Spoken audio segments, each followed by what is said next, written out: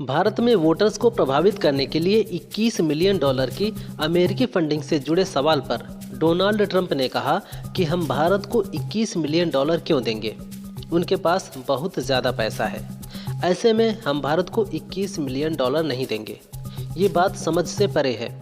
उन्होंने कहा कि भारत दुनिया में सबसे ज़्यादा टैक्स लगाने वाले देशों में से एक है।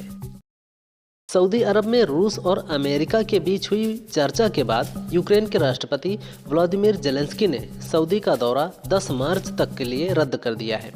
उन्होंने कहा कि यूक्रेन की गैर मौजूदगी में कोई भी फैसला मंजूर नहीं है। वह नाटो और सुरक्षा पर चर्चा के बाद ही वार्ता में शामिल होंगे। जेलेंस्की 16 फरवरी की शाम संयुक्त अरब अमीरात पहुंचे थे, जहां उनका उद्देश्य क्षेत्रीय आर्थिक संबंधों को बढ़ावा देना था। एलन मस्क की कंपनी टेस्ला इंक ने भारत में हायरिंग शुरू कर दी है। कंपनी ने 17 फरवरी को लिंक्डइन पर 13 पदों पर भर्ती का ऐलान किया। टेस्ला के भारत आने के एक सवाल पर बिजनेसमैन आनंद महिंद्रा ने कहा कि हम पागलों की तरह काम कर रहे हैं ताकि 100 साल बाद भी हम प्रासंगिक बने रहें। हमसे ये सवाल 1991 से पूछा जा रहा है। बता दें कि भारत ने अधिक कीमत वाली कारों पर इंपोर्ट ड्यूटी 110% से घटाकर 70% कर दी है। मुख्य चुनाव आयुक्त की नियुक्ति को लेकर लोकसभा में नेता विपक्ष राहुल गांधी ने सवाल उठाया है। उन्होंने इसे आधी रात में जल्दबाजी में लिया गया फैसला बताया था। इस पर बीजेपी नेता अनुराग ठाकुर ने पलटवार करते हुए कहा, आज़ाद भारत में एक बार आधी रात को इंदिरा गांधी ने फैसला लेकर आपातकाल लगा दिया था। उन्होंने संविधान का किडनैप कर लोकतंत्र को बंधक बना दिया। अब ये मोदी सरकार को उपदेश दे रहे हैं।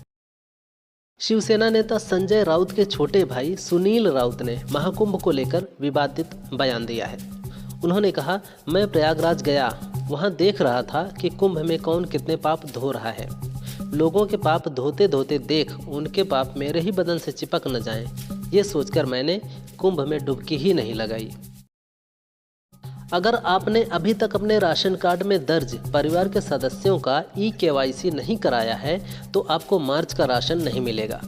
यहाँ तक कि ऐसे सदस्यों का नाम भी राशन कार्ड से हटा दिया जाएगा।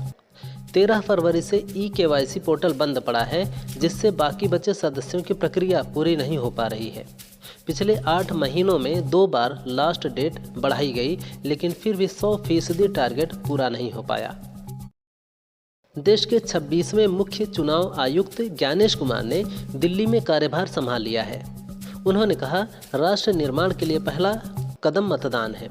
इसलिए भारत का हर नागरिक जो 18 वर्ष की आयु पूरी कर चुका है, उन्हें मतदाता जरूर बनना चाहिए और मतदान जरूर करना चाहिए। भारत के संविधान, चुनावी कानूनों, नियमों और उसमें जारी निर्देशों के अनुसार चुनाव आयोग मतदाताओं के साथ था, है और रहेगा। अपना दल की नेता और सिराथू सीट से विधायक पल्लवी पटेल ने महाकुंभ को लेकर योगी सरकार पर निशाना साधा है। उन्होंने कहा कि सरकार ने महाकुंभ में प्रबंधन के नाम पर मानवीय संवेदनाओं के साथ खिलवाड़ किया है। इस पाप को खुद मां गंगा भी नहीं धुल पाएंगी। सरकार ने शाही दूरबीन से महाकुंभ आने वाले श्रद्धालुओं का आंकड़ा पेश कर दिया, लेकिन भगदड़ में जान गंवाने वालों का आंकड़ा अब तक जारी नहीं किया गया। लखनऊ के चारबाग रेलवे स्टेशन पर एक फर्जी TTE पकड़ी गई है। वह TTE की ड्रेस पहनकर, गले में आई कार्ड डालकर और हाथ में पेन डायरी लेकर टिकट चेक कर रही थी।